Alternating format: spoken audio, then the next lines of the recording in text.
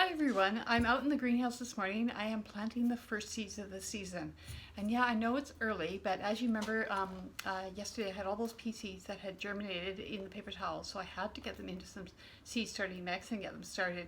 And this morning I put them out there, put them in a little in soil yesterday, and well, not soil, but seed starter mix, and already green shoots are coming up above the soil. So that's always good to see, right?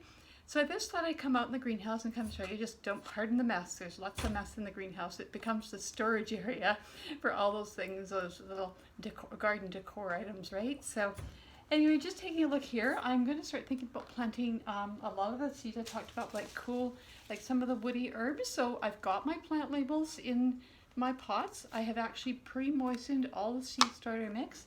And again, this is what I use. Try and show you that. This seed starter mix is actually a Dutch treat one, and I just usually start at the beginning of the season. Of course, our garden centers are closed right now, so I have to go down to West Coast Seeds and pick up a bag, and it comes in a larger size, and I usually go through about 3 bags of this, so the greenhouse will be filled eventually, but this is just the very first of the seeds, and it's still very early in the season. So if you're a new gardener and you're not going to be planting your tomato seeds or your cucumbers or anything until like March or April, it's only a time to plant like cool season seeds. So today I'm going to be planting things like mint. I might plant some asparagus. I'm just looking at all the labels here. Some thyme. So woody herbs are great. I've got some columbine seeds here. What you want to think about when you're planting your seeds though is really, I kind of tend to plant really densely because if I've got extra plants that I can just sell them at my plant sale. But if you've got a small space and you want to grow mint, I mean really how many mint plants do you need? So think about that. Like, do you need like 12 mint plants? Probably not. If you've got space for them, that's great, but most of the time mint's grown in a container, so you may only want a couple. So you could plant your 3 or 4 seeds of mint, and then you'd have just enough, maybe some extra to give to a friend and share them. And it goes the same with rosemary as well. Rosemary is not something you're going to have tons of in the garden. So another thing I'm going to plant today is onions. Now onion seeds grow like little tiny leaf blades, and so I know that I've got probably about a 4 by 4 foot area for onions set out in the garden. It's going to share space with the garlic that's already starting to come up through the soil. So I have to, I don't want to overplant. I want to have just enough for that area, because if I have extra plants, then I don't want to have to compost them or anything like that, but I could always give them away, I guess. So I'm just taking a look at the seeds. Really important when you're looking at your seed packages to make sure you read all the instructions on the back as well. Not every brand is great for instructions. So sometimes you just have a diagram. So these are mint seeds, and I've not grown mint from seed before, but I'd give it a try. Why not, right? So I usually grow mint through propagation, through just dividing the plant, maybe cutting some of the runners off and potting them up, because it's pretty vigorous grower and something you want to keep in a pot. So on the back it'll tell you exactly like how big the plant will grow, whether it needs sun or shade. So these are important things to consider when you're planting as well. You don't want to grow a lot of sun plants if you have a lot of shade in your garden. So you want to look more shade tolerant varieties. So herbs can grow in a lot of places. They're pretty tough. And what's great about having herbs in the garden is they bring in a lot of beneficial insects to the garden. So I'm going to open this package up. Try to open it carefully, because I never know how seeds are very in all different sizes. We're just going to rip it across the top. And I've got my mint pot here, and you can see the seed starting soil. I've filled it probably about a ½ an inch from the top is what I've done here. So you'll see this a lot with tiny seeds. They'll come in a separate envelope. So that's when you know they're pretty small. Because of course when you buy bean seeds, they're quite a bit bigger and they're large. And so you just gotta be careful when you open them, because you don't want to have them like go into all your pots.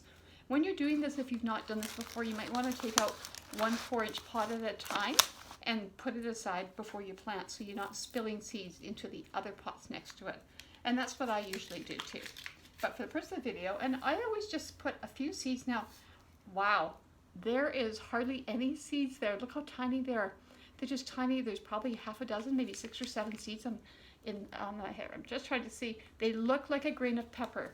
So mint seeds are really small, and to disperse them, I'm just going to be very careful. And it's really hard. You want to sort of put them separate them on the soil. But these are so tiny, it's really hard to see where they go. So, you can always move them around. So I've just sprinkled them on top of the soil, And basically, I'm just going to firm them in because you know what? They're so tiny, they really don't need a lot of soil on top. So you could put a light sprinkling of seed starter mix on top, but just a very light one. So the smaller the seed, the less soil that has to cover it. And that's sort of a rule of thumb. So if you're planting something like beans, because they're about half an inch long, you're probably going to you can plant them a lot deeper. Usually a good guideline is 3 times the seed size deep. So if it's, say your seed's an inch, you could plant them 3 inches deep, or up to 2 inches deep is usually more appropriate for something like beans. But for the really tiny seeds, if you bury them too deeply, they're going to have a real struggle getting through the surface of the soil. So remember that. So that's already planted. So let's just take a look at another one. Got to carefully put these seeds away and make sure I not forget what's in what package. Now I've got these columbines too, and I have not had the mechanogenic columbine. I've got lots of other columbines in the yard, but not had these since, oh, probably in about 20 years, well before we even moved here. Probably about 2 houses ago. So I thought I'd plant some of these. I'd love to have a few of these in the garden. And once you have them, they tend to drop seed and come up in different areas. So that's what's nice. They belong to the family Aquilegia. So that's the name that you would look under if you're looking up something in the seed catalog. And these ones are coated. So they're coated, and I like the way this is. It's great for beginners. So I'm going to show you this. I don't know if you can see that. They're coated with sort of a purple clay. And that's quite commonly done by seed companies just to make it easier for you to handle some really tiny seeds. Now it looks like I've got 8 seeds in there. Yeah, there's 8 seeds in my hand right there. So I'm actually going to plant all of those in that one area. I've got one little 4-inch pot, and these are actually really easy to space. I'll space them I'll try and get them about 1 inch apart in their planting pot here. And because they're purple, they're very easily seen on top of the soil. And they will need a little bit of coverage. There we go. So what I'll do is I just grab like a handful of the seed starter mix and just lightly cover the seeds. That's all you need. I didn't even need too much because again, they were a small seed as well. And as with watering, they're going to, the seed coat will start to swell and expand and the seeds should germinate. Now, perennial plants like Columbine can take a couple of weeks to germinate, so really be patient. You know, things like peas can be up in 3 or 4 days, but some plants can take 2 months to come up. I mean, it depends on what they are, and you can probably find a lot of that information online. So I'm going to hopefully get some new plants out of these, and if I get 8 plants, my neighbor had donated the seeds, so we'll share the plants out of this because I really only need a couple of plants for the garden. And what's nice about this is they can tolerate some shade as well, so that works well in my garden. Another seed I want to plant is onions. We talked about onions before. Now onions are great. You can buy onion sets, and onion sets are great for beginners because they are actually the 1-year-old bulb. So they're a lot easier to plant than to try and grow them from seed. The only thing is there's only about 3 or 4 different kinds of onions sold as sets. So you don't have as much selection out there. So I'm going to grow these. These are actually Walla Walla onions, and I'm going to grow them with seed. And like I said, they look like a blade of grass, and I'm going to plant them fairly heavy. So probably in this one pot, I've got a pot here. It says Walla Walla onions back here. And I'm probably going to plant about 20 or 30 in the garden easily, maybe 40. And if I've got extras, I'm sure I can probably tuck them in somewhere or plant a little closer together. So again, I just poured a little bit, and you can see these ones are coated as well.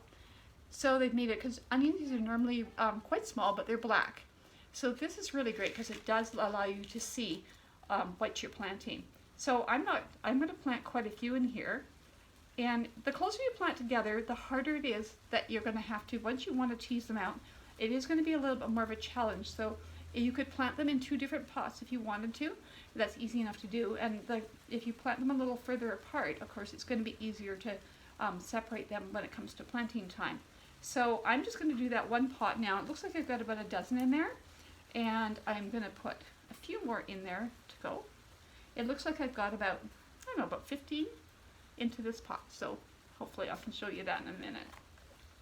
I'll try and take this out. So when you buy these pots, they tend to be all stuck together. So here you go. I've just kind of laid them on top of the soil like that. And I'm going to put some seed starter mix right on top. I like the way that you can see them. So that clay is really beneficial. And really, I just cover them up lightly. They don't need a lot of soil seed starter mix on top either. So, and because it's already been pre-moistened, the only thing your seeds need at this point, they don't need a lot of light, but what they need is warmth. So my seeds are actually sitting on a heat mat right now, and I've just turned it on, and I can already, and you know, the heat mats are really lovely. They're definitely worth the money if you're going to grow a lot of seeds for your garden. But it's once you've bought them, I've had these for well over 5 years and never had a problem. But on this one, I can put 4 trays of seeds to grow on it, and it's nice, and it's not so hot that you can't put your hand on it. It doesn't hurt anything. I've got plastic shelves here that it sits on, and it's not hot enough that it's going to be a fire hazard, is what I'm trying to say, I guess, because I think a lot of people think they are. So, and you can get the heat mats in all different sizes. So I really recommend it because seeds need bottom heat and they need moisture. And once they germinate, that's when they start to need light. So that's the key. So that's why you don't want to start things too early, because if you can't get them outside, obviously it's going to be a problem. Hopefully we get more light and more sunshine in the greenhouse by the time these are starting to come up. Otherwise I'll have to use supplemental lighting in here. Usually I don't plant until the end of February for a lot of things, and so I'm just doing a few early woody herbs and cool season crops, and because I'm going to get ready for CD Saturday on March 7th, so I want to have some products there on my table to sell. So that's sort of why I'm getting started. But if you were doing this yourself, and just for your home garden, think about what zone you're in when you normally plant out in your area. Here we normally plant out anywhere from the end of March to early May, so it depends on the weather, because until it's about 10 degrees on a regular basis, 10 degrees Celsius on a regular basis, the soil's still too cold. So it's nice and fun though to grow some kind of woody herbs and some perennials, because often those are things that can be planted right now. So there's lots of other things that you could grow at this time of year that maybe I haven't started yet, but I'm going to finish planting this up this afternoon, and hopefully we'll some germination. And we'll come back again for visiting the greenhouse, and hopefully I'll have a whole bunch of green to show you. Anyway, if you have any questions about what I'm planting today, and seed starting in particular, just give me a shout in the comments below, and I'll be happy to answer your questions, because I'm a bit of a seedaholic, and I can grow anything. I can't do a lot of other things, but I'm good at starting from seeds. So talk to you soon.